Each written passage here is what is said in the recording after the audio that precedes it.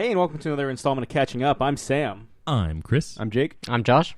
And as the title of this episode and the copy of this episode suggests, we might be talking about Star Wars: The Force Awakens. Just maybe. Just maybe. In, like, full fucking detail. So if you don't want to be spoiled in this movie, if you haven't seen it yet, if you don't want to know any of the details, this is your chance to not listen to this episode until you do. And watch the Dread trailer instead. The Dread trailer? Dread trailer? You can't drop that shit on us while we're recording.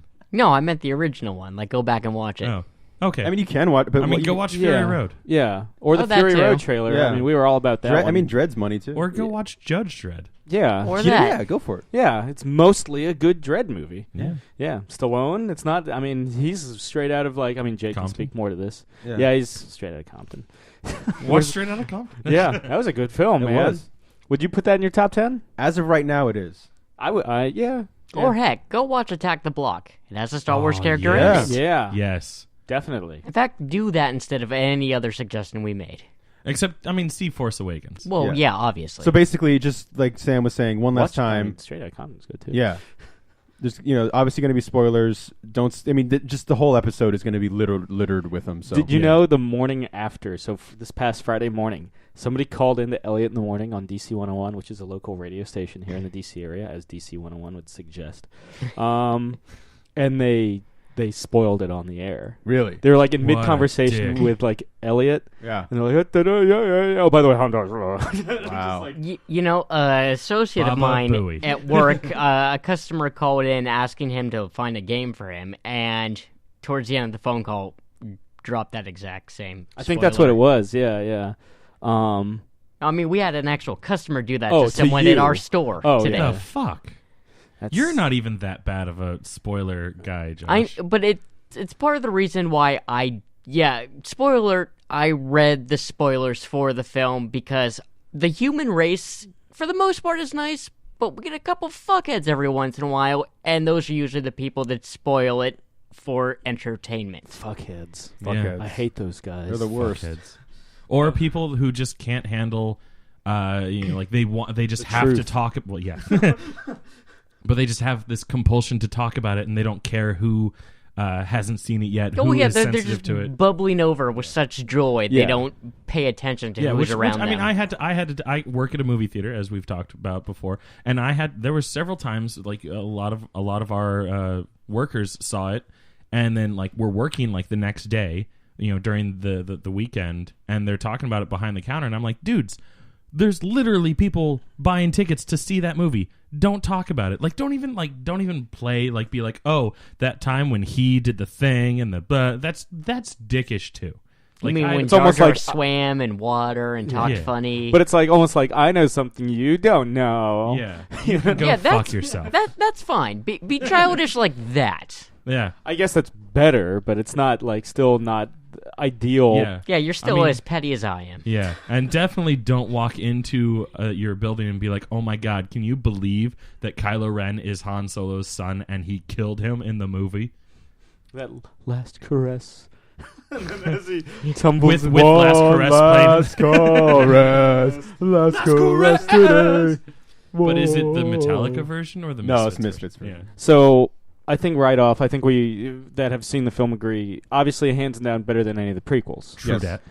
I think we'd also agree. I think even Josh would agree to that. I mean, the bar was set pretty low by those. Yeah, Well, yes. the Cantina bar. I think I think we'll also agree that we would you guys still put any number of the original trilogy films over this one? Yeah, Yes.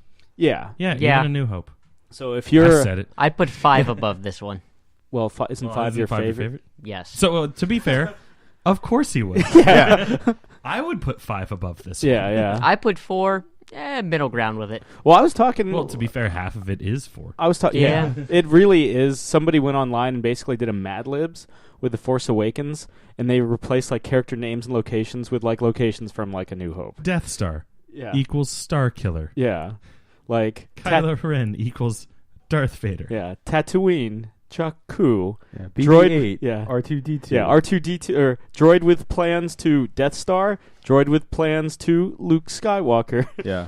stuff like that. So I am no longer worried about Disney remaking Star Wars because they already did. Ta-da! Yeah. And there was part of me that was like worried that part of me wanted J.J. Abrams to take more risks as a filmmaker, like kind of make it more his own. Same. But then I remember the Raftar sequence, and I was like, you know what? I think we're fine. Yeah. I mean, what's the worst that would happen? We Raftars. Raftar. You haven't seen it. No, I mean, the worst that could happen is we get a holiday special part 2. Yeah, I guess that is the worst. If we're going like just Which- extreme. Which is funny because the Alamo, where we saw it, they right at the end, right before the movie is about to play, they're like, okay, and now as a special treat, instead of showing you the Force Awakens, we're going to be showing you the Star Wars Holiday Special in its entirety. Yeah. Although They can't legally do that. I because- wouldn't be Yeah. surprised now that we actually get a second holiday special sometime in the future. I'd be fine with Disney being like, you know what? Here's a good holiday special. Oh, yeah, because no, if there's that's one fine. thing Disney can do, it's holiday specials. Yeah. And milk shit. Yeah. Well, that's mainly the catalyst for, yes, having a new holiday special. Yeah, I think, God, is the Raftar sequence, in your opinion, the worst sequence in Yes. the film? Yeah. Yes. Yeah, that's the moment where it's like the most like Star Trek Into Darkness. And for you at home, if you don't know what I think of Star Trek Into Darkness, I fucking hate it. But other than found that, hate. yeah. Other than that, I mean, it was fun seeing Han be a smuggler. So basically, until those things, the what are they called again? Raftars? Raftars. Raptars? Reptar. Yes, yeah, I wish Raptar. Yeah, they have cereal. Yeah. And candy bars. But like, it basically, up until the point those get loose, it's a great scene because you're seeing Han like be, a scoundrel. Yeah, back at doing what he does best. He's shooting first. Yeah, shooting only. Shooting sometimes. only. There is that awkward scene where he punches one smuggler and then it's like, oh, I'm going to throw you into the Raftar now. Yeah. Yeah. It's almost like, oh, yeah, it's right. I can do this. Oh, right. I'm supposed to. Yeah, I'm going to kill you. Yeah. This is the part where you fall down. Yeah, but it's it's okay. It's yeah. Would you say that who do you think who is your favorite new character?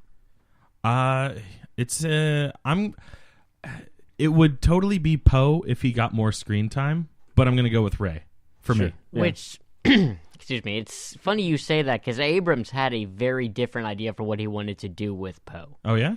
Yeah, pretty much not survive his first encounter of screen time. Like, he would do everything that he opens in the film with and then disappear halfway through that, and then later it would be revealed that he had died in his disappearance. It pretty much felt that way until he just miraculously was there at the end for the final battle. Yeah, it's funny how edits work like that. Yeah, just like we were originally supposed to see Finn get reconditioned under Captain Phasma on the on I guess whatever the new Star Destroyer is. Plus. There was a lot of there's a lot of cut stuff that just didn't make it. What about Yeah. you, Jakey Poo? Because you went in thinking Kylo Ren. Yeah, I mean, and So did I. I saw it. I saw it twice, and the first time, Kylo Ren was a bit of a shock to the system because when he shows up the first time, just insanely badass. He does that great scene where he force holds the blaster bolt just in the air. It was And badass. I love his voice, like his mannerisms. You guys know me, like with acting behind a mask and stuff. Like he does a really Even great hood job. down. Hood down. He looks a little wonky, but still he's got the Kinda mask like a on. Weird penis. Yeah, it looks like he has like a weird little kind of haircut with like the Vader He kind kind of of. looks like a evil shy guy. Yeah, which is like, if you just say that it's cool, but it's not that cool. But no, I mean, with the hood up, and when he and again, he's, like we were saying, like the most like meta villain in the Star Wars universe, where he's a Darth Vader fanboy. He's a spoiled fanboy, just Yeah. like, with temper, anger and issues. and the second time, now that I knew that like some of the He tantrums, throws tantrums. I knew He that really does. I knew that the tantrums were coming. Like I liked it a little more because he straight up like there's two scenes in particular where he fucking loses his shit. And I think a scene that some people were like, this is stupid, but I loved is where you get the moment where the guy walks in and he's like, Mr. Kylo Ren, we lost so and so, and he's like, what do you mean? And then he's just, they're like, there was a girl, and he's like, no, he like freaks out and he like smashes everything with his lightsaber, and he's like, anything else? You know, like this, like kind of like come down moment, and then he's like, "There's a girl," and there's that great shot where he like pulls him and chokes him, and you see his boots like you know, like rubbing against the ground. He just grasps him and stuff. But I think the coolest, like the not biggest surprise, because I think Oscar Isaac is a great actor, but Poe Dameron is like, You finally saw Ex Machina. I did, yeah. Talk about a totally different character and more screen time, but and I liked a great Ghostbusters joke. It's funny. Josh posted that on my wall, like right when he was saying it. He was like, "It's a movie. You get it? It's a movie." Dan Aykroyd has oral sex with him, you know, with the ghost. Best line in that movie. But the best line is when he's just like dying. Spoilers for that, where because that's not a Star Wars spoiler. He gets stabbed and he's like bleeding out, and he's like, "Okay, fuck," and he just dies. He based that performance off of Bobby Fischer and Stanley Kubrick, I think, was the two people. And Bobby Fischer, I definitely see. Yeah. But anyway, the writer of Dredd, Alex Garland, yes, who directed it, first-time director, great job for the budget they had. Fantastic special effects, and I thought the ending was a great little, not like a twist really, but like just a great. Like, I didn't think that's where I was going to end. Kind of you like know? a oh shit. Yeah, it was really well done. And two of those members, Oscar Isaacs, and then I don't remember the other guy's name. He's also Tom in Hall Dredd. Gleason. Yeah, are both in Force Awakens. So let's go back there. What do you think of General Hux?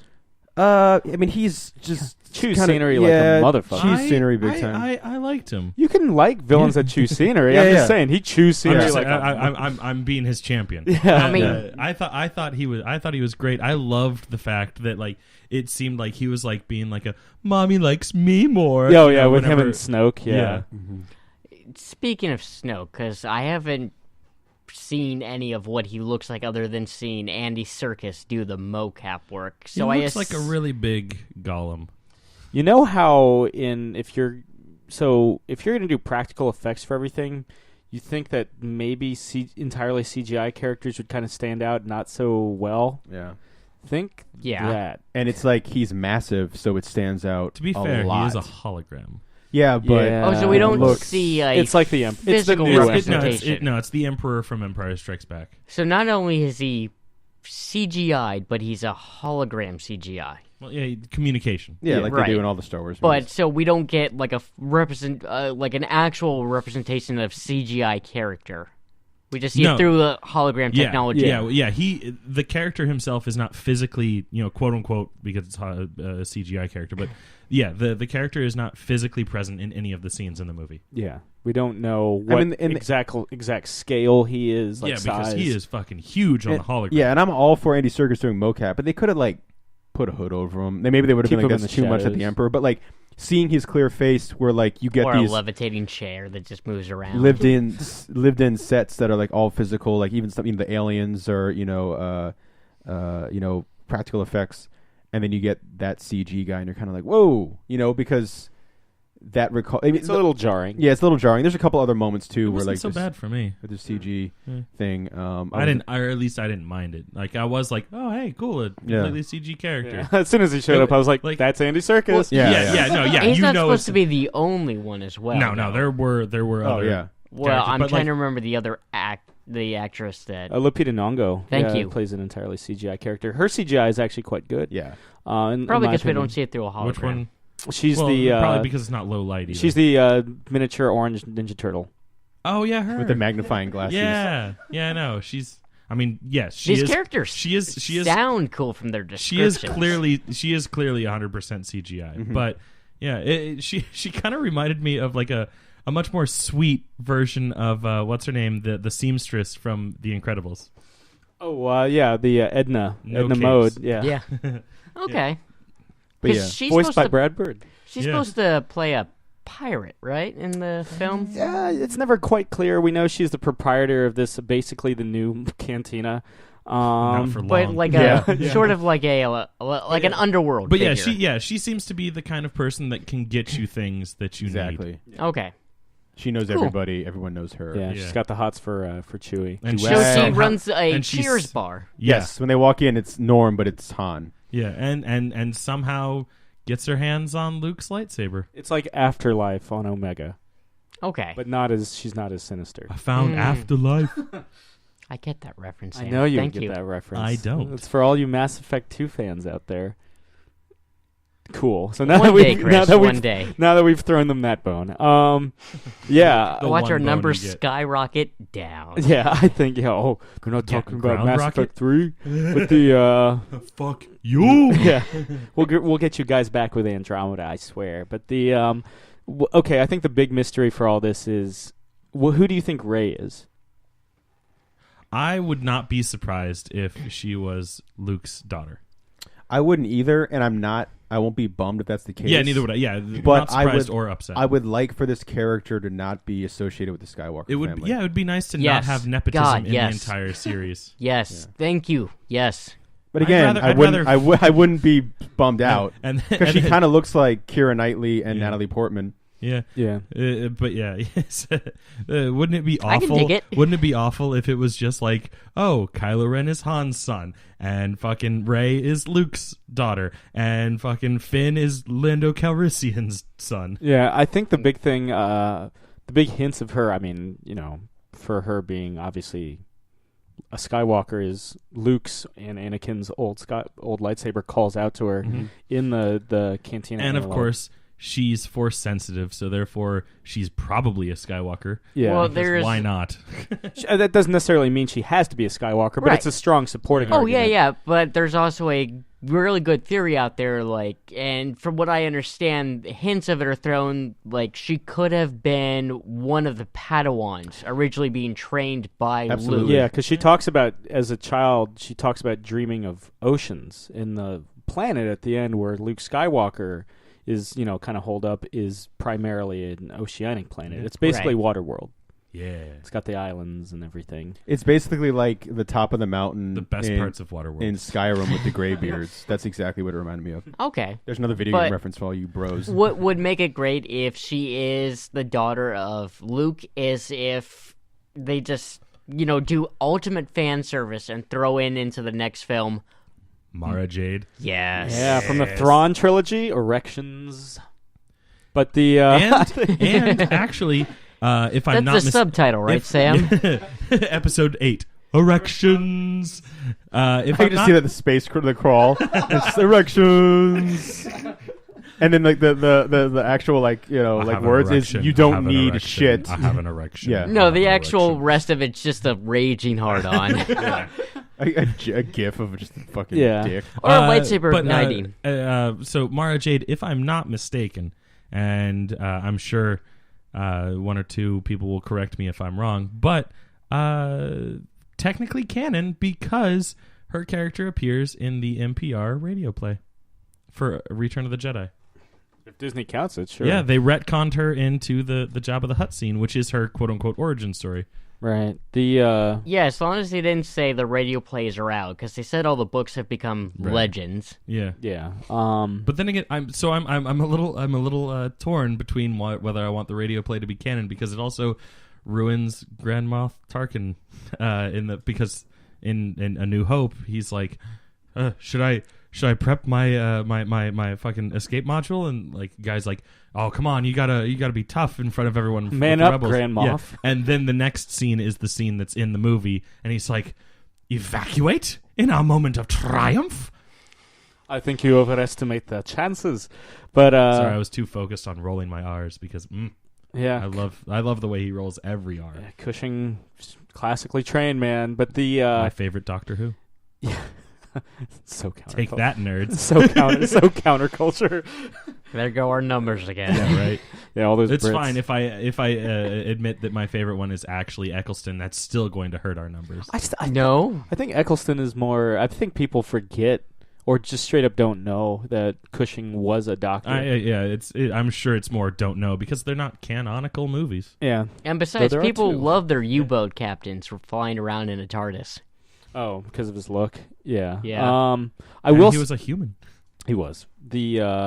I do like the nod to what Rey is when she first meets BB-8, and she asks BB-8 who, or I guess more appropriately, what he is. He beeps at her, and she's like, "Oh, you're confidential. Well, so am I."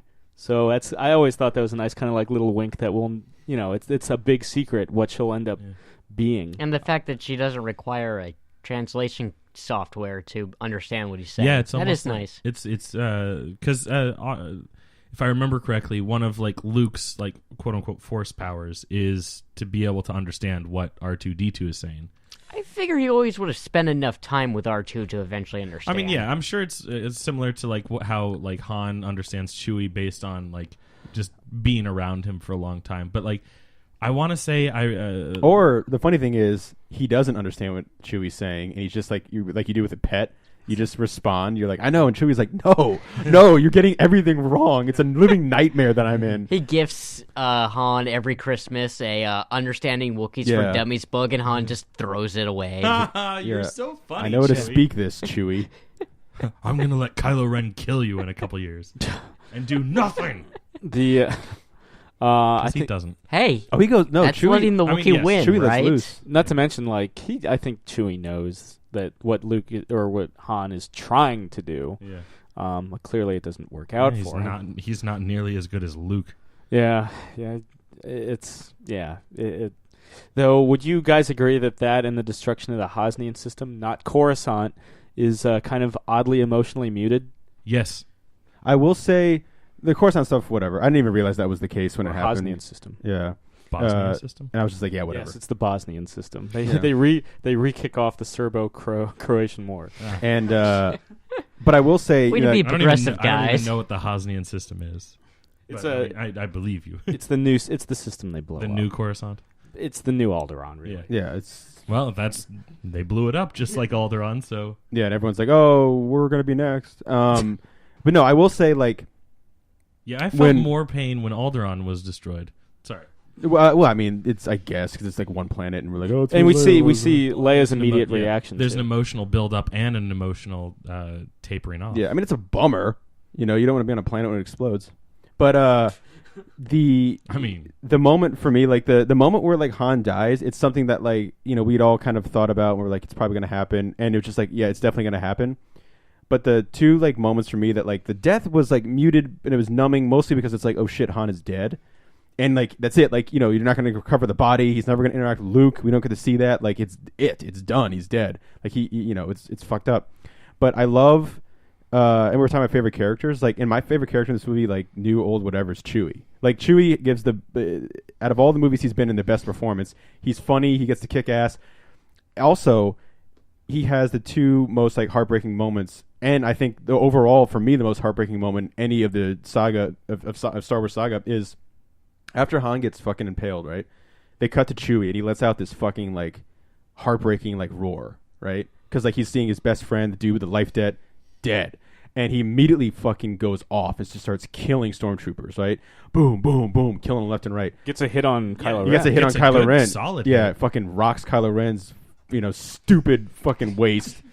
And then he blows up a good chunk of it, and then he just fucking, saves the day later with the Millennium Falcon. That's another sad scene, too. Like, when Chewie saves Finn and Rey, and the Millennium Falcon pulls up, and it's the first time you see the empty seat. It's just Chewie by himself. Yeah. And then for me, like, such a perfect moment in Episode 7 is when they've saved the day. They all come back to the Resistance base. They land. Everyone's going off. They're all hugging, like in the end of A New Hope or in Jedi. Yeah, we did it. We fucking did it. Chewie walks off, right? Chewie walks. He can't even look at Princess or General Leia. He doesn't even look at her. He just walks, right? Doesn't high five anybody. Doesn't make a noise, right? He just walks away.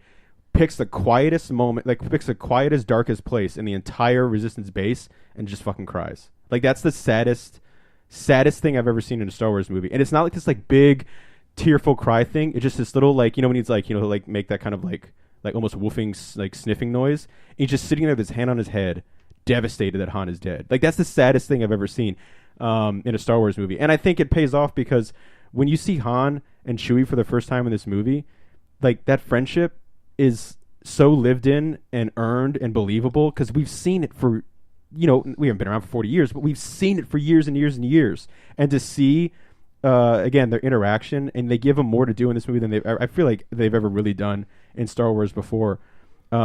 So that you moment, actually see his fingers in this. You movie. do, yeah, yeah. That was actually something that I really You picked do see up his on. I was like, fingers. oh shit, When he has he- like Harry and the Henderson yeah, he fingers. does. He does. I always just assumed that it was like more like a paw. Yeah, me kinda too. thing. But he How small is has the blaster? like full on digits. But I never thought of it until I saw it, and I was like, oh, yeah. digits, okay. And also, I feel like they did kind of like a CG thing on his face where it moves a little more naturally when he talks, and like roars. But again, going back to like the moment when he's like kind of just alone crying, like I was talking to Sam earlier, it's a character that we've never been able to understand ever. Like we understand him through Chewie or through Han because he just repeats what he says. But that's one of the few moments where a character who's this giant, sorry Chewbacca and fellow Wookiees walking carpet, and we don't understand him. In that moment, we understand everything about Chewie. Well, we understand everything he's saying and doing in that quiet little sad moment. I mean, the character's built upon, I'm trying to think of the word for when you act through motion. Pantomime? Yeah, he just, his performances have always been through that, and so he uses, one of the ones that just speaks. And Han's always been his mouthpiece too. Yeah. It's like, yeah, you're right. It is broken. Oh yeah, you're right. The hyperdrive does need work. Yeah. What a lovely smell you discovered. And without that, now you need the most clearest signals for that. Without that mouthpiece. Well, Ray can understand him. Yeah. And but I mean, when Ray's not around to voice for what he's saying or feeling. Scene. Yeah. No, I'm saying, but the idea that like what I was getting to is the fact that like. You understand him for the first time by himself, a character that you shouldn't be able to understand just sitting there because you understand the devastation of Chewie. It's that simple and that universal. And, exactly. And it's there's this little. It's not even a long scene. It's like a couple seconds. Yeah, because it's immediately undercut by R2 waking up. Like, hey guys, what I missed? And I'm so glad they showed that because I'm so glad they showed it because if it was just Chewie. Like screaming and shooting people, like that was satisfying because you're like, you just killed this dude's best friend, like holy shit. But that moment of his reflection, and the thing that Chewie does that's great is he has that little moment and then gets right back into the cockpit with Rey. And there's another nice moment with Chewie too, where he looks at Rey for the first time when they're sitting down, and she sits down in Han's seat, and he looks at her, and he's just like little, like he doesn't say anything, just kind of this little nod, like we're gonna be okay. Like I'm still gonna look out for you. It's gonna be fine. And like I don't know. We've always loved Chewie, and like even in the commentaries we've seemingly joked like, is he needed in episode 3? No, but are we glad he's here? Yes. And I've always liked him, but for some reason like this movie in particular, it's like just everything about Chewie just struck me really hard in this one. Like I just loved him more than any other character in this movie. It was really enjoyable to see him. Does he finally get his medal? Get more to do. Nope. No, but he doesn't need. I did like that you said because we watched The New Hope, which is funny because it basically is A New Hope before we saw episode 7. That were you saying in the radio play, like he calls the entire place to attention, which is like fucking awesome. I think that was like the seeds of me being like, dude, Chewie's like the fucking in the radio play. You're hearing Luke and Han talk back and forth while they're walking down the aisle to get their medals at the end of A New Hope, and. Like they're near the end, they're like, "Hey, Chewie, give him a 10 hut," and like that's supposed to be when Chewie just like, and everyone just like stands at attention. That's funny. That's cool. And didn't you say he gets a private medal like from Leia later on? You telling me that? I didn't. No, I thought somebody said that. Like, I went on that rant about how he's the co-pilot, so he doesn't deserve a medal. Oh, yeah. Well, speaking of co-pilots and people who have piloted the Millennium Falcon being in this film. We get someone else who has been in the co-pilot seat in this film, in the dogfights. Yeah, Num. Yes. Yeah, he's one of the X-Wing pilots. I don't know who you're talking about. Yeah, the guy that's with Lando Calrissian that we can't understand. Yeah. That actor just passed away recently, like the original actor. Oh, okay, because that character, along with Akbar, though Akbar isn't a pilot, he just shows up in the war room. Remember when Han is like... out of my way, ball when he's talking to BB-8, yeah, which is like perfect Han. And also, how great is BB-8? Right? He's so cool. Such a perfect like when he's going down the stairs. That is like that's one of the cutest fucking things in the world. Like, Rey's going downstairs because she's getting the forces calling out to her, and they show BB-8 going down the stairs, and he looks at every step before he goes down like a little kid. Aww. And it's like the little kid that takes both feet on each step, and he like looks down and you just hear dum, dum, dum, and they make sure they don't like. It's not something you even notice the first time if you're not really looking for it because it's all about Rey. And then also the interaction with Finn where he gives the thumbs up with the lighter. To undercut because Finn can understand BB-8 and so can Poe. Well, no, Finn can't understand him. he's just talking to him like, just tell her I don't understand. You remember because he's like, I don't understand what you're saying. Oh, yeah. I don't understand what you're saying. Poe does, but he probably like Luke. He probably hangs out around with that. Yeah, with the moment when they finally, it's like BB-8, my buddy, and he's just like Poe's the fucking coolest guy. I'm so glad Poe survives. Oh yeah, me too. It's a nice jacket. That would have been such a bummer because yeah. But yeah, Thank you, JJ, for changing that. I was totally ready for him to die because, like I said earlier, it felt like he just didn't survive Jakku the second time around. Yeah. And then it's just like, oh, wait, was that him? Oh, it was. Yeah. Okay. And I love that moment when, like, you think everyone's going to get captured, and all of a sudden you just see the fucking X-wings coming. And I would have this is just the cloud in the distance. Yeah, this is my little fan fiction wake. moment. I would have loved if Harrison Ford or Han Solo would have done the line from Air Force One, which I always loved as a kid, where he's like, the good guys are here. Like, there's that moment where like they're getting fucked up by like the Russian Air Force, and all of a sudden like these planes just come flying over Air Force One. And his daughter's like, "Who's that?" or whatever, and he turns around. And he's like, "The good guys are here," and they just start fucking up the Russian thing. I love that scene. But it's one of my favorites in that movie. Anyway, one thing we've talked about extensively, like off mic, is the idea that Kylo Ren's reveal as both unmasking and his reveal as Han Solo and General Organa's son should have come much later in the film. Yeah, I mean, as opposed to the first time he interacts with Snoke. It was something that when he said, it's like first act when they drop it. And it was something that even though it's like, it would have been cool if it was later. I mean, there was still like a gasp in the room, when we saw it, because that's the first time we're all, hearing it. And everyone's so tuned in. Is it something with Luke? Blah, blah, blah. But, we were kind of saying, one, he takes his mask off, and you guys know where I am with that shit. But, like, he takes it off, like, I didn't want him to take his mask off at all. Me either. And I understand taking it off during the confrontation with sure, Han Solo. Absolutely. Like, that makes sense. But I want to see my boy. I don't think it was necessary during the Rey interrogation. Ultimately it was a cool scene watching Rey and Kylo Ren do like the mind swipe together, and like being able to see his face like struggling, like you're like, oh shit. But at the same time, I think what makes acting behind a mask so great is that you don't have that tool, and then when he has that mask on, he's Kylo Ren. Like, he's a bad motherfucker. You know what I mean? So when he has the mask off, the only time he should have taken it off is when he is talking to Han. Yeah. And he is Ben, even though he doesn't go by that name. And then he should have picked in it. How much does that thing fucking weigh, by the way? It's like the loudest. Yeah. But like, you should have put it back on and just gone to town in the snow lightsaber battle at the end. So I've never really seen that actor before. Adam Driver? So I was like, what the hell is Max Landis doing in this movie? Watch Girls. He's in a lot of that. I don't want to. I've seen an episode of it, and it was awful. Yeah, it's not okay. Then that's pretty much not a him. great show.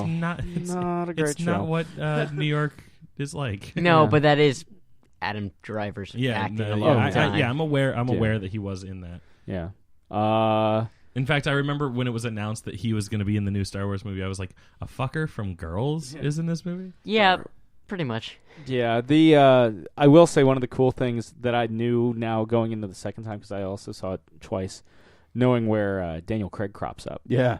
For you guys at home that are planning to see it again, he's the stormtrooper that gets mind tricked by Rey, and if you go in knowing that's Daniel Craig, just his posture, the way he carries himself, and if you listen to his lines, even though he puts on an American accent, and of course it's got the kind of more robotic stormtrooper sound to it, you can totally tell. And like the way he kind of like drops his blaster. The giveaway was the way he drops the gun and kind of walks off. Yeah, kind of like how he... If only he had like fixed his suit in like a very James Bond. Fixed his little random bow tie that he has on. His cufflinks. I also like that when they take their helmets off in this movie, the stormtroopers, there's like a suction to it. Yeah. So that explains like why their helmets aren't flying off, Because they get rocked. They get fucking rocked. They like backflips, they get hit so hard, I liked one of the first... I think the first stormtrooper death, you see his helmet fly off. Oh, really? Yeah. Oh. Yeah, in the opening scene, Also, which kicked ass. Also, speaking of stormtroopers, their armor is it still about the equivalent of styrofoam in this, or can I at least take A to 2 blasters of normal blasters? There's a moment where Chewie, they open the elevator and the guy's like, "Hey," and Chewie hits him like point blank with his crossbow. Oh my god! The guy does a backflip, guy gets fucking flies rocked. into the wall, and you see his shit crack off when he hits the ground so hard. Like it fucking goes. It's really just for like if they fear. trip. Yeah. They trip and fall, they don't get a boo-boo. He gets rocked hard because you get to see the full force of the crossbow. Yeah, gun. every you feel every blaster impact on a stormtrooper. Oh, good. And whenever Crack. Kylo turns on his lightsaber, it's like an event. It's you know? Yeah, like it bursts into Yeah, flame. from what I understand, it's about as erratic and full of tantrums as he is. Yeah. It says unstable. Yeah. Yeah, and therefore I feel like it's a fitting lightsaber. How do you like the lightsaber fights in this film? And we get kind of two, really just one. Really just one. Compared to better, just like the movie, better than all the prequels. And none of that flipping around shit. None of that standing right in front of someone. Yes. Just whoop, get out of here. Not Get even outta hitting here. each other. That's like the most egregious. Yeah. Egregious. Ooh, General egregious. Ding. 10 points Jake says for Jake. egregious. Take a drink. Yeah. But it's that's just the dumbest thing in the world in episode 3. But so like I love the fact that they look like sloppy. You know, like there's emotion behind it. Yeah. There's emotion behind it, and 2. Half the people wielding lightsabers in this have never touched a lightsaber before. Yeah. And so they wouldn't be good at fighting with them. Yeah.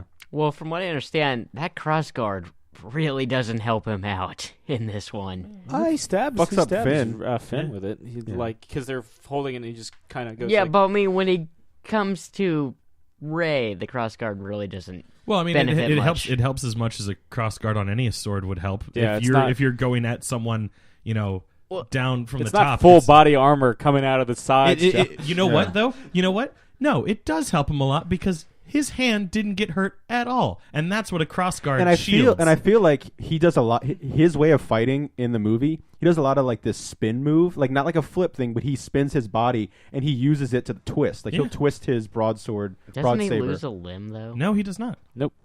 He gets slashed across the face. Yeah. Which Oh, and I'll give you a slashed- fucking reason to wear a mask. Yeah, Yeah. slashed and in the shoulder. He gets and, punctured. And then there's yeah. like kind of like he gets like slashed in the hip because like part of Finn his cloak gets gets cut off. and Finn too. gets a hit on him too. Yeah. Finn gets fucked And up. yeah, but like some people. I thought Finn was dead. Yeah, there was a moment when I was like, no. yeah, he gets slashed in the back hard. Yeah.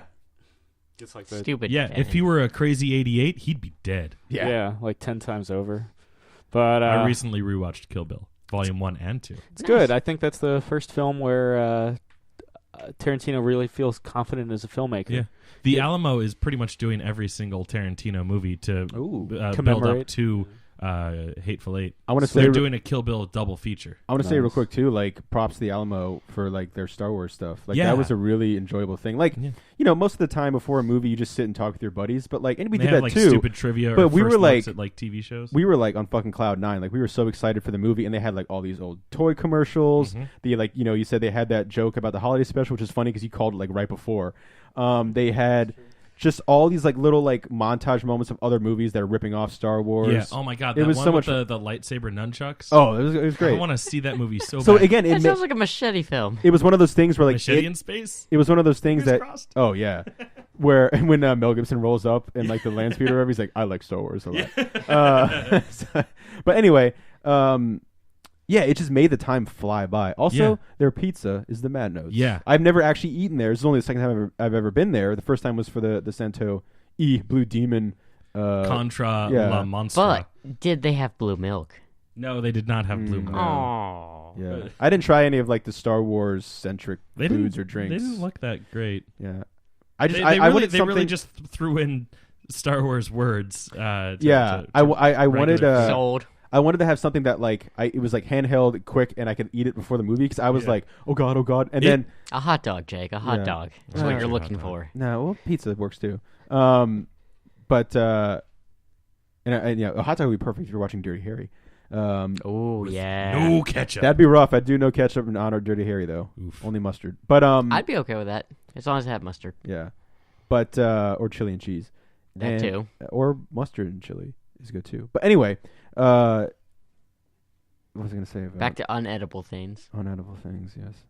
But oh no, I remember the check came like 30 minutes before the movie ends, and I wanted to like, I wanted to like, put the tip and just be done with it. And there was like so many moments when I was like, I can't look away. I don't want to grab this. I don't want to do this. And then there was this one moment when I was like, I have this like second to do this, and I just grabbed it and was like, fuck. And it was while Rey was going through hyperspace to get to Luke. Yeah, and like the I big saw you reveal. doing that, and I was sitting right next to you, and I was like about to hit you in the Yeah. side, be like, "What the fuck are you doing? Yeah. Luke's about to come up on the screen." I was like, I think I know what I'm doing.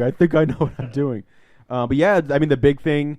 Oh, actually, first let's talk about real quick, just Finn and Rey, like John Boyega and Daisy Ridley's performance, because I thought perfect. Like their casting was perfect for it. You know, John Boyega is kind of like how I feel like I would have acted in a Star Wars movie, like the energy, Just giddy. and Giddy just the whole so time. fucking excited to be in a Star Wars movie. And then Daisy Ridley, like I can see the trilogy, like she can carry this movie on her trilogy on her shoulders, no problem. "Oh, for sure." And it's like her first movie. Well, if she's not a Skywalker, that's going to be amazing for this new trilogy. Yeah. Yeah. Again, she doesn't have to be, but it hints at it pretty Yeah. hard. But I mean, it'd be So nice hard. if a So hard. trilogy gets carried by a non-Skywalker. Mm-hmm. I mean, you got Finn, and you got Poe Dameron. Yeah. Yeah, but I meant like But like, carried like 95 Chewie. to 98% on their back. It'd be great if Luke is the only like full-on Skywalker. I mean, yeah, you got Leia too, but Yeah. But like, it'd be great if Luke and Leia were the only Skywalkers in this trilogy. Yeah. Again, I could, like Jake was saying, I could go either way. Yeah, and I'm fine with it, you Yeah. know, because she's a great. I think she's a great character and really interesting. Like the moment where she force pulls the lightsaber was a great moment. There's that lady Oh, yeah. in the When- theater yeah, that when she- screamed, almost punched Oh in the my back God. of the head. Yeah. Like, Sam, we get it. We Sam get did it. the thing where he goes, who in the fuck? we get it. Rey is a strong female character, and it's great to see a strong female character in a Star Wars movie. But Natalie Portman was a strong female character too. You don't have to hoop and holler every time she Leia. does something. Leia, Yeah. Yeah. She I gets- mean, yeah. Carrie Fisher alone she- has spoken on volumes about Leia- what Leia was. Leia was the one who single-handedly killed Jabba the Hutt. Yeah. Yeah, and Yeah. what Leia With her meant bare hands. in the universe. And a chain. And a chain. Yeah. I know, but her bare hands did that. Yeah. So yeah, I mean, we have I guess plenty you of could say her characters that honor have thing. spoken Yeah. for themselves throughout the movies. If you think about it, is the death of Jabba the Hutt the most technically brutal death? In like the entire Because she's saga. like he's like strangled to death with Uh, fucking chains. Vader it's choking slow. out that dude in A New Hope. Where you Oh, yeah, when hear he his doesn't- throat collapse. when he doesn't have When he to. doesn't have to is pretty brutal. Yeah. I don't know what happened to that poor Rancor. He gets gated. Yeah. just doing Well, his you're just job. saying that because it's a poor defenseless animal. Yeah. It doesn't know any better. Yeah. He's just Also, how hungry. great is it that like, of course, I've been like reading up on Chewie like a mad motherfucker because that's just who I am. Yeah. But And it's he's so gay. deserving of it. But that Chewie is based on the same dog that inspired Indiana Jones. So like George Lucas is writing Star Wars, right? And he's driving around in his car with his husky in the seat next to him, and it would sit up. And he was like, "That would be cool if there was like a space dog." And so this husky, You mean Barf? this yeah, or Which is like a Log. spoof of it. yeah, or like how cool is it that like George Lucas is driving around and he's like, oh yeah, we'll have like this space dog, man's best friend with Han Solo, and it's called Indiana, where you get the name from Indiana Jones, obviously. But yeah, man, it was enjoyable, and like Sam and I were saying, like I think we enjoyed it more the second time, just because with most movies you get some of like because the big thing I think that helps and hurts this movie, depending on who you talk to, is nostalgia. Like nostalgia Yep. is strong with this one, like big time. And I think where this movie is able and allowed to kind of ride the coattails of the original trilogy, because hey, look, there's Han Solo, there's Chewbacca, there's General Leia, I was like really happy to see C-3PO and R2-D2 again too. But Episode 8 though, you can't that ride the anymore. coattails, so that's going to be a huge Yep. thing for Rian Johnson and company. He's got a lot of work. Yeah, I mean, again, the groundwork is laid solidly for I think the Star Wars universe with Episode 7. But two things. One, in the trailer with Han and Chewie walking onto the Falcon and saying, "Chewie, we're home." Yeah. I assume, from what I understand, that they haven't been with the Falcon up No. until that scene for quite a while, so they are literally coming home. Yeah. Yeah. Well, Ray says that the like they basically find the to skim over the scene. They basically find the Millennium Falcon in a junkyard, and she's like, "This thing hasn't flown in years." And then like later when Han and Chewie are on it, and he's like grilling her about where they got it. Like it's she basically lists off like who stole it from who, and it's like a list at least 3 people deep, if I remember correctly. Yeah. Like it wasn't the most recently. It wasn't like Han Solo's after the other guy. It's been around because the way they set it up is you think it's First Order stormtroopers boarding, and the door opens up and runs in Chewie and Han, and the place is like fucking crazy. Like oh shit. And one of my other favorite moments with Chewie is when they go. They're like, you're the Han Solo. You were like a war hero. And they turn to Chewie, and Chewie just shrugs like, I guess. And then when he's getting like, Chewie is like kind of like cut up a little bit after one of the battles. Not when he gets shot. He lives, by the way. But like, This is a little burnt fur. he gets a little cut up, and he's talking to the nurse, and the nurse is going, "Wow, that sounds really brave. You must be a real hero." real hero." He's like, mm-hmm. He's like, nodding along. It's fucking great. And the red arm. It's just there. I mean, like Sam and I were saying, it's almost like it was like a, hey, look, he has a different colored arm. It's not silver. It's fucking he calls red. as much attention to it as well. He's like, you might not recognize me with my new arm, and like nobody cares. Yeah, and then as he's walking off, I love it. he's walking off. Perfect for 3PO. He's walking out with BB-8, and he's like, I'm gonna have to get a new arm to replace my red arm. And then he calls like, because when he pops in, it's the perfect way for C-3PO to pop in. He just head pops in the frame.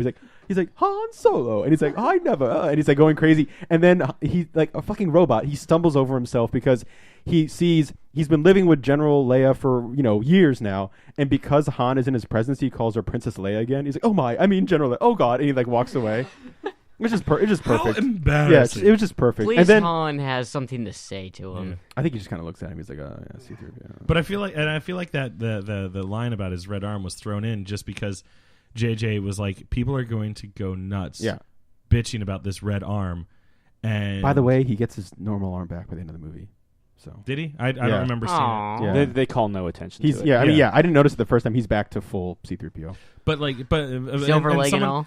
They didn't show that. Someone on Twitter was complaining about the red arm, and he was Why? like, I don't know why there's a fucking problem. And it was almost I want to say almost verbatim, like, what the fuck is up with this red arm? And they don't ever fucking explain it. And I like responded in almost like conjuring up Sam Stone, this sentiment, being like, yeah, almost Ghost. yeah, almost like the silver leg. And like just leaving it that. Yeah, that's in like every fucking And he was like, Thank you for that. Like hours later, the guy responded with like, yeah, but at least in that one they didn't call any attention to it. And I was like, go fuck yourself. Yeah, You weren't the point- looking yeah. hard enough then, The asshole. point- Also, I ended up unfollowing him on Twitter. Like he's one of my Laserdisc guys, but I ended up unfollowing him on Twitter because he was live tweeting watching Star Wars. And granted, I've already seen it, so he's not spoiling anything for me. But it's like a dick move. The sentiment Wait, of he it, was yeah. live tweeting. Watching The Force Awakens. Okay, A, fuck you for doing that in a theater. Yeah, And B, fuck you. yeah. A double and, fuck you. Yeah, and also, Which all he you was- normally don't get that from me when it concerns spoilers. But Yeah. doing shit like that in the theater, go Yeah. fuck yourself. Yeah, because one, No, have don't. your You might fucking- enjoy that. One, you have your phone on in the theater, so your Yeah. fucking screen's like blaring, disrupting the movie for everyone else. Anyway, the sentiment is pissing me off, and also he was fucking. All he was doing was nerd raging, and I was like, this movie is not like raping your childhood. Yeah. If I have to say this because there are a lot of people that have had reactions of where it seems like half of their childhood is based around Star Wars. And Like a strong emotional attachment to where if anything is ruined about it, they would do something violent. And Sam and I agree on this matter, and I'll let him say it because I know it gives him much pleasure. Yes. Ahem. If a sequel, reboot, prequel, reimagining of a film is enough to ruin your childhood, you probably had a really shitty childhood. Thank you.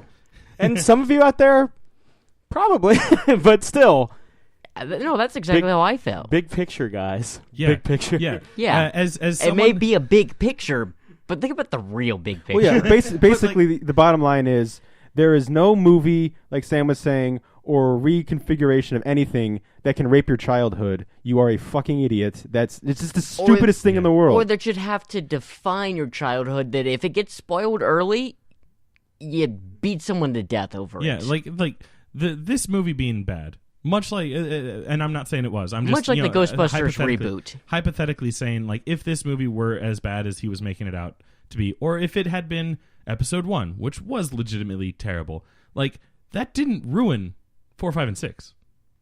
No. I can still watch 4, 5, and 6 and be like, thank God these are 4, 5, and 6. If anything, it makes it like better. It's like Yeah. by comparison, you're just like, oh, That's why I like polish my laser discs. Yeah. Like 4, 5, one and had 6. some individual good moments, like Yeah. the Duel of the Fates. Mm-hmm. that's really That's usually where my list ends. first Yeah. 30 minutes, last 30 minutes. All of Darth Maul, basically. If Darth Maul's in the scene, it's a good scene. Yeah. Yeah, I love putting fools in their place when they. I mean, just in general, but like, yeah, especially when they're like, "Oh, this ruins my childhood," and it's like, "Fuck your childhood." I'm super excited for Paul Feig's Ghostbusters. If I walk out of the theater thinking, "Holy fuck, it ruined the name," I'm not going to be like, "There went my childhood, guys." I'm just going to go walk into traffic right No, now. you're probably Yeah, going to go home and watch the original Ghostbusters and be like, well, at least I can still jerk off to this. No, I'm Yeah. going to go home and watch Ghostbusters 2 and think, thank God it wasn't this bad. Ouch. Wow, it's one of the first films I saw in theaters. But regardless, It's one of my favorite sequels. No, it's not my favorite sequel. no, it's okay. It's It's like Jake and I always say, continuity is what you make of it. Yeah. Yeah. Yeah. It's like what Morrison and I always say. It's fucking fiction. Yeah. Yeah. It's a Grant fiction. Morrison. Sorry, I couldn't remember his first name. Yeah. Yeah, if you didn't like the I script, almost said Jim go Morrison. write your Well, own. you know, I mean, Break on through to the other side. I think Jim Morrison would have been a fan write of your Star own Wars. shitty fan fiction. Yeah, get it thrown in, make it another Star Wars Legends. Well, interesting thing real quick about Star Wars Legends and like non-continuity stuff is like I started doing the audiobook for Dark Lords: The Rise of Darth Vader, which takes place really not even at the like basically at the end of Revenge of the Sith. So like Order 66 has been given.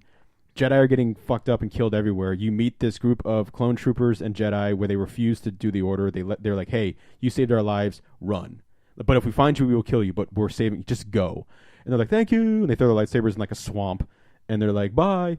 And then it cuts to the Star Destroyer, and like, Vader is kneeling, and he's the Emperor is like in the classic kind of like Episode 7 there as a hologram, and he's talking to Vader about like, you're gonna find these motherfuckers and you're gonna fucking kill them because we are the Empire and we're going to like, you know, people are supposed to follow their fucking orders. By the way, I think we were talking about, at least in this book, in the continuity of this book, Order 66 is not hardwired into their DNA. No, and that was the It's- worst part about the Clone Wars TV show. It's something that they are That and the hardwired movie to. that it was They are based on. hardwired to follow orders. Yeah. But there are some, like in the beginning of the book, which I thought was it's a great point in the book, that they decide not to do it. And so Vader, and I'm not that far in the book, but I'm not gonna go super hardcore. But what I wanted to say that like makes me look at Vader in a whole new light, even, you know, and we all know Vader's like damaged and fucked up, but the book goes into like painful, agonizing detail that when he's on his one knee, like doing the thing, you know, yes, my master, like talking to the Emperor, he in his mind he's like, don't show him that I can barely fucking kneel on one knee. Like this is killing me. And so like the Emperor like is like bye and like disappears, you know, in his thing. And Vader takes a moment and he has like trouble getting up because he's not used to his body.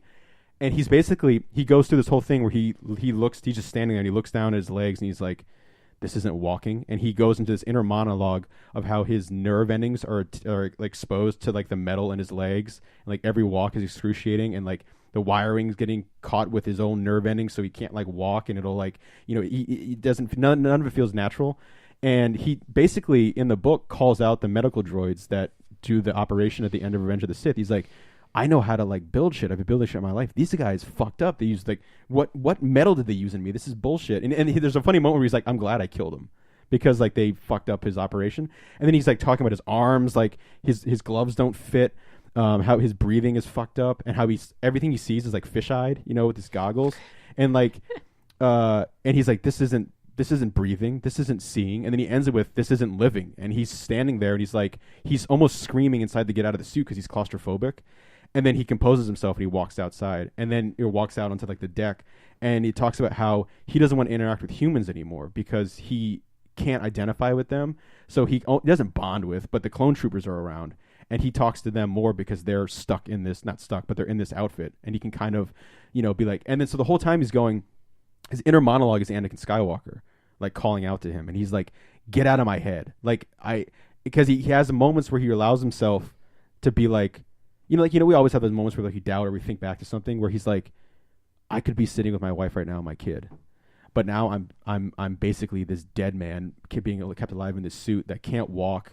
What is it? Why am I even here? And then throughout the book, he's tracking down these escaped Jedi and clone rogue clone troopers, and he's slowly pushing Anakin back farther and farther and farther, and he's dreaming of a day when Anakin Skywalker doesn't exist anymore.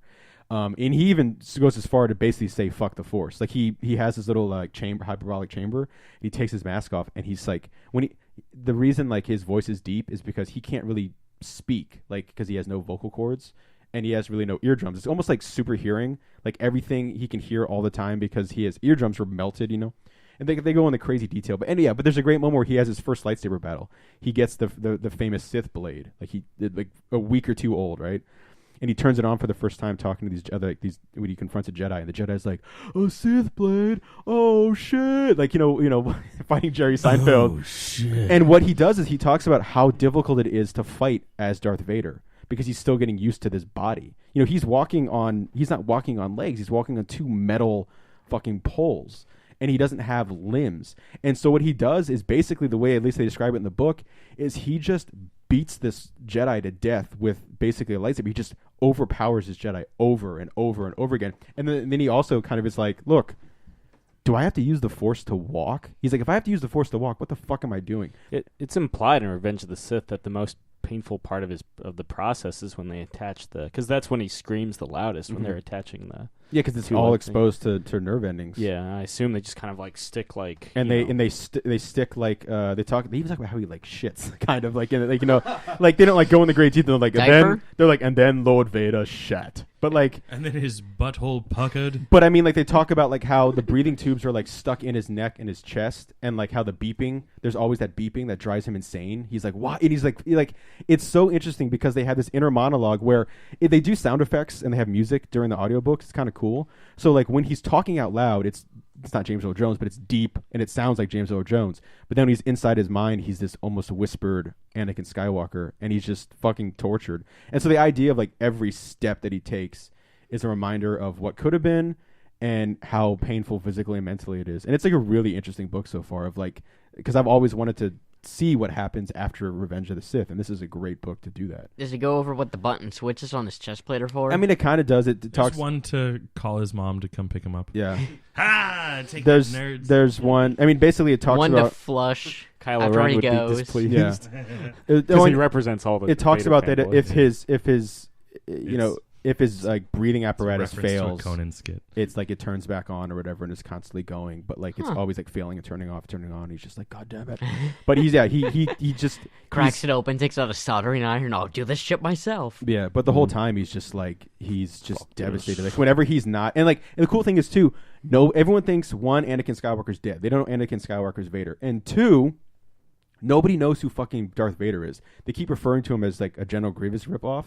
Like, oh, did you hear about this guy Vader? And the guy's like, who the fuck's Vader? And then the door opens and he's like, I'm Lord Vader. And he's like, fuck you. And then he just kills a dude in like 2 seconds. So he's building his legend. Like it's slowly spreading that this guy isn't just the Emperor's lapdog or whatever. Like he's this force to be reckoned with. And he's already planting the seeds in his mind where he's like, fuck the Emperor. Because he's like, did the Emperor do this to me on purpose? Like, did he make this suit limiting because I don't feel powerful. I don't have a life. It's just this sad guy who just sits in a hyperbolic chamber when he's not out killing more Jedi. So it's pretty cool so far. And that's something I hope. I mean, we're getting all these great spin-off movies. I hope they do a spin-off movie of Vader like this where you get to see him, really the tragic figure. We had a Vader. Magneto spin-off movie for the X-Men, so yeah, why not? Yeah. But again, the Vader one would be awesome. Yeah. Do you want to, Chris? I know you saw Sisters. Do you want to save that for next week, Sisters. or do you want to? I mean, I don't know how much you have to say about it. Yeah, no, I mean, I can do a quick thumbs up. It's real funny. I felt it was very much in the same line as like Trainwreck. Any Cena Pina? Unfortunately, no Cena Pina. Cena tattoo. Oh, Cena fucking gigantic neck tattoo, and it fucking it's Cena might be like my second or third favorite part of that movie, just in general. But like, yeah, I think we can go into more detail on that next week. Yeah, and keep in mind, next week is our last episode of 2015, so we'll be going over our favorite just things of 2015. and our least favorite. Yeah, if you want, sure. I got a few. If you want to be a downer. Fantastic Four, Black Mass, Bridge of Spies.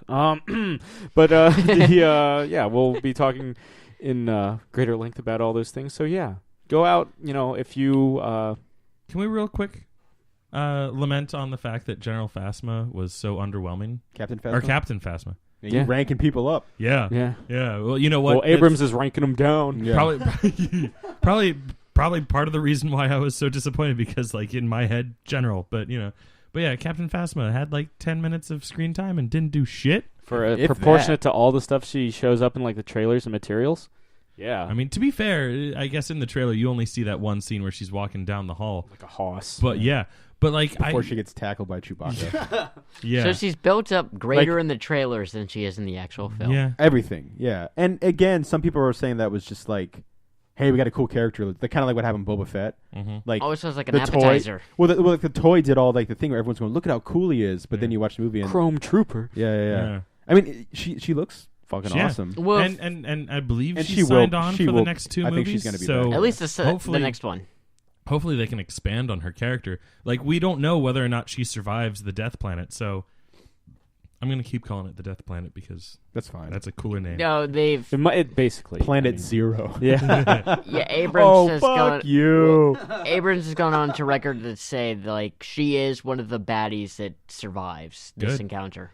Good. Yeah, that is good because I want to see more. I want to see Captain Phasma. Like, Yeah. I don't know, fire her weapon. We definitely know what. I mean, the big. Get into a fight. We know Yeah. the big three that were on Star Killer Base survived it. Phasma, Kylo Ren, and General Hux. General Hux. I'm really, Yeah. really excited. General To see, Huckleberry Finn. I'm really excited to see where Yeah, they are the three amigos.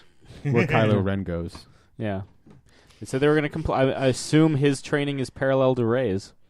Because Yeah. Snoke's like, we need to complete. There'll be a this montage of them like Drago and Rocket. training." I mean, I'm- yeah, he's the one that juices, and she's Yeah, the one yeah. that like climbs mountains. I have Yeah. a pretty good idea She's the one that of gets the huge beard. physically where Kylo is heading. Kylo's going from like obsessing to becoming probably what he idolizes the most in life. What'll probably happen? I mean, again, pure speculation. What'll Yeah. probably happen is when he finally becomes like this big Dark Lord, he'll find out that it's not all it's cracked up to be, and that's Yeah. when his redemption. Wouldn't it? Yeah, but I think we have a Wouldn't it be interesting- cyborg part to hit first. Well, yeah, I was about to say, wouldn't it be interesting if like he starts to descend into madness so much that he cuts off his own limb? I'm be like saying it's Vader. probably already going to be happening from the wounds he suffered in this one. Here's the I don't thing. think it was anything. There's I don't think nothing there was anything that's like that lost bad. of a limb. Yeah, it He was, might have like limps and Really, stuff. what ended the fight was a giant chasm broke between the two of them, and Rey ran off. Mhm. So he was just like, "Well, fuck." And he did get Draw? like cut Yeah, in the basically. face, like pretty Yeah, bad. yeah, sliced open, Yeah, Yeah. I do like think from yeah. cheek to temple. Do you think Episode 8 will... Because we've never seen a Star Wars episode to episode without some sort of time jump. Even Empire to Jedi has a 6-month jump in universe. I don't know if that's still canon. But either way, do you think we'll see... Episode 8 will pick up right where 7 leaves off, or do you think we'll get a bit of a jump? I feel like we'll still get a jump. Probably a year jump Yeah, something... Yeah, like we might start. or 2-year jump. We won't get the first conversation No, between Luke and Rey. I think the next thing we see of with Luke and Rey is like Rey in the midst of training.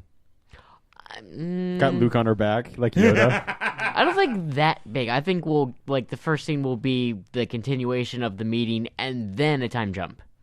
Do you think they'll start adding more of the Knights of Ren in? Yeah, I hope. Yeah. I hope. They teased that it was more than just Kylo. Yeah, there's a handful of So them. It's It's like- a dreams nightmare sequence. are they like our new Sith, or is the Sith still a thing Sith- well, that the- Seven set up? the 7 they do mention the Sith, but by saying that Kylo Ren is not a Sith. Yeah. Okay. Yeah, That's But the they only, make- and then, almost and, as a taunt. Yeah. But they make no mention like Snork is like, I'm Sith. Because they Snork. have said he is Force Along with the sensitive. Well, Snorks. he seems like he might be Force sensitive. It's not blatantly said that he's Force sensitive, to my recollection. Yeah, we don't know what his deal is Snark? yet. Yeah, Snork? He's Snork. Is it Snark? No, it's Snoke. Snoke. Snoke. Snoke, Snark. Styes?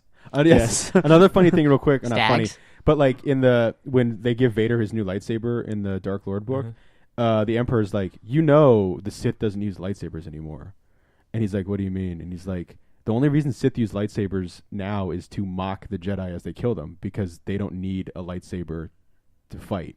And Darth Vader's like, cool. Like and they're also, I think they said something like when he pulls out when he has like the crimson blade shows up for the first time, and there's a moment where he's like looking at it, he's like, It's a "You've crimson blade. well, he's like looking at it, and he's like, you've tasted first blood, because he like cuts off a Jedi's head. They drew first blood. Yeah, did you first blood? That'd be so. But yeah, I think he said something like, a We can't have crimson. you wasting friendly civilians, John. Yeah, I would have. Oh, because I'm a kick shit cop. But they say that a crimson blade does not mean they're Sith. Like when we saw that in episode 7, like just because you have a red blade doesn't mean you're a Sith person per se. But yeah, it always did bother me that the It just Sith. means it's your favorite color. Yeah, right? it always bothered me that like if you're Sith, you have to be red. Like I was like, why? I like a red blade, and I don't necessarily want to be Sith. Or like maybe I'm Sith and I want a fucking purple blade. I think it's Knights of the Old Republic too, where some of them have like the black blade, which is Mhm. kind of You weird. have that like the in weird the- ebony blade. in the Star Killer or whatever, the Force Unleashed, you can have a black blade. Right. Yep. You have a white blade. Yeah. Mm-hmm. You have a But- yellow blade. Which is also that's in Knights of the Old Republic 1. But yeah, any of you guys got anything to add before we sign off? No, just it's What a World, Star Wars Episode 7. It was good. I enjoyed it. Yeah, it's a bumpy ride, but it's still very enjoyable overall. Now starts the countdown for Rogue One. Which was the one that you were always more stoked on. Yeah, And this- just going forward, it wasn't the one they were being like, yay, non-Skywalker story. Is that this coming May? I think so. Well, it's the one coming next year. Yeah. And I believe they're doing a May release for it. So. Yeah, they're sticking back to it. So it's Nice. going to be like DVD release of Episode 7 Yeah. and Probably time that theatrical way. release. Yeah. Oh boy, I They're do gonna be think- so it's see less than episode 6 7 months. and then Rogue One in theaters on the same day. Less than 6 months until another Star Wars movie, which I'm fine with, by the way. Also, Yeah. now comes the debates of will this one be of the newest trilogy Oh. the grossest the most? No, I'm sorry. December 16th, 2016, apparently. Oh, so a year. Yeah. But then Ooh, after Mads that, Mikkelsen is in it? Yeah. I really haven't looked up anything about. Oh, you're gonna love the cast. Okay. Felicia guarantee Jones. it. Forrest Whitaker. but Felicity Jones. I mean. I Oh think shit! Alan Tudyk's gonna die in a Star Wars movie. God damn it. yeah, the Reavers show up. But yeah, I'm kind of curious to see now, just numbers wise, how the rest will do in comparison of 8, 9, and the anthology pieces. Yeah, Star in Wars. comparison to Episode 7. Part of me, and I think Chris and I talked about it walking out of the film, is part of me wanted to stick to the 3-year model, like a new episode every 3 years, because I think that was originally the plan. It was supposed to be Rogue One, Solo, Han Solo, but I think But it got Disney Solo. doesn't like that. Han Well, Solo. I think what pushed it back is late in the game they fired Josh Trank because he was supposed to direct the Solo film, Yeah. and I mean, hindsight, smart move, but yeah, well, Simon Kinberg, who's producing, some of the Star Wars films, he's part of the Star Wars think tank for Disney, also was a producer on Fantastic Four. And so I think after the Fantastic Four experience, he's like, yo, this dude's an asshole. They're like, okay. yeah. Too big for his own britches. Yeah. Which But- is probably just as well. Yeah. But, yeah, so go out, if you hadn't seen The Force Awakens, we did warn you. But hope you enjoyed it. Hope this... let us know what you think of the new Star Wars movie, Zach. And, yeah. Or Chris Schwartzman. Schwartzman? Schwartzlander. Ah! Yeah. I'll remember Next your time. name eventually. Yeah. And, I appreciate everything you do for us on Facebook. yeah. Next definitely. Star Wars spoiler episode, we will get it right, we promise. Yeah. So Don't make promises you can't. Don't. One half don't- of the podcast knows his name. Don't write checks you can't cash. hey, we can't get it right in a year, man. There's no point. Fair enough. But yeah, there's been another catching up. I'm Sam, I'm Chris. I'm Jake. I'm Josh. and we'll see you guys next week. May the force be with you. Thank you very much. Good night, Eric Bana. Damn, that beat was dope.